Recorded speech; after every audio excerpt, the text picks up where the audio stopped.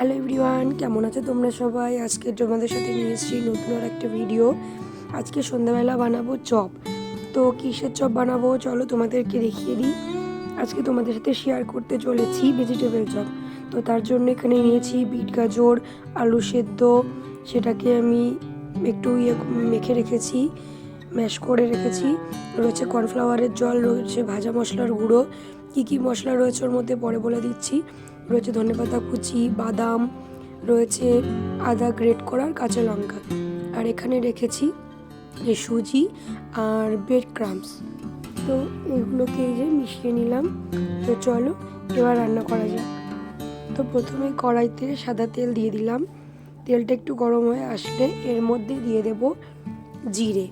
এই জিরেটা দেওয়ার পর দিলাম এর মধ্যে আদাটা একটু ভেজে নিলাম যতক্ষণের কাঁচা গন্ধটা বেরিয়ে যায়। তো আদাটা ভেজে নেওয়ার পর এর মধ্যে দিয়ে দিলাম গাজর আর বিট। এবার এইটা ভালো করে ভেজে নেব। এই যে এটা প্রায় ভাজা ভাজা হয়ে গেছে। এবার এর মধ্যে দিয়ে দেব সেদ্ধ করে রাখা আলুটা। এই আলুটা আমি সেদ্ধ করে নিয়ে একটা কাঁটা চামচ দিয়ে তারপর একটু ম্যাশ করে নিয়েছি।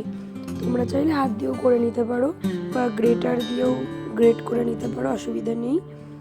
তো এটা গরম ছিল বলে আমি কাঁটা চামচ দিয়ে করে নিয়েছি।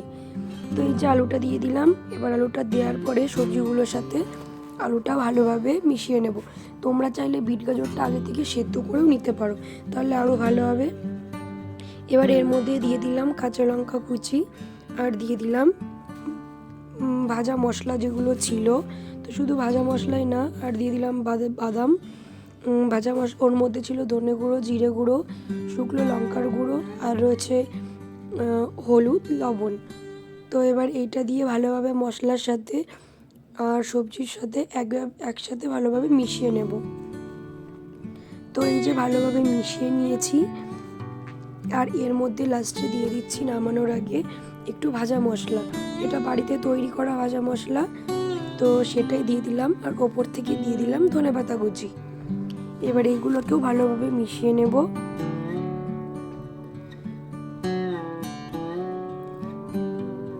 তোমরা কে কে এই চপটা খেতে পছন্দ করো, ভেজিটেবল চপ, অবশ্যই কমেন্টে জানিও।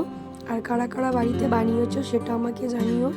আর আমার ভিডিও দেখে যদি তোমরা কেউ বানাও বাড়িতে, তাহলে আমাকে জানিও কেমন হয়েছিল। তো এই যে এখানটায় রেডি হয়ে গেছে।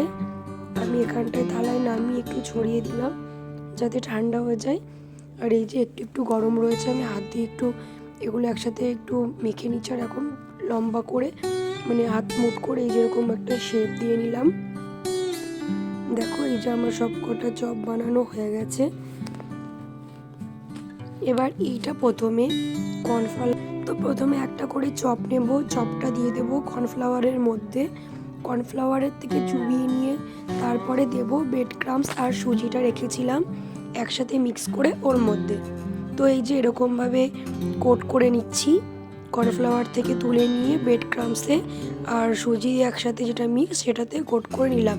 এটা তোমরা সিঙ্গেল কোট করতে পারো, ডবল কোটও করতে পারো। ডবল কোট করলে এটা বেশি ক্রিস্পি হবে, তো আমি সেই জন্য ডবল কোট করে নিলাম।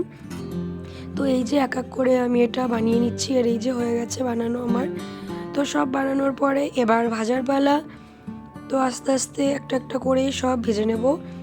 একটা করে অবশ্যই দেবো না, 2-3টা একবারে দিয়ে দিয়েছি। এই যে দেখে নাও। এবার এইগুলোকে একটু লাল লাল করে ভেজে নেব। তো আমার ভিডিও যারা দেখছো তারা চ্যানেলটা অবশ্যই সাবস্ক্রাইব করে দিও, আর একটা করে লাইক করো, কমেন্ট করো, শেয়ার করো। আর আজকের আমার ভেজিটেবল চপটা কেমন হয়েছে তোমরা কিন্তু অবশ্যই আমাকে কমেন্টে জানিও।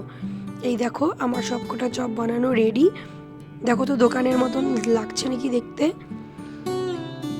তো সকলকে অসংখ্য ধন্যবাদ আমার ভিডিও দেখার জন্য। সবাই ভালো থেকো, সুস্থ থেকো। তোমাদের সাথে দেখা হবে নতুন আর একটা ভিডিও নিয়ে।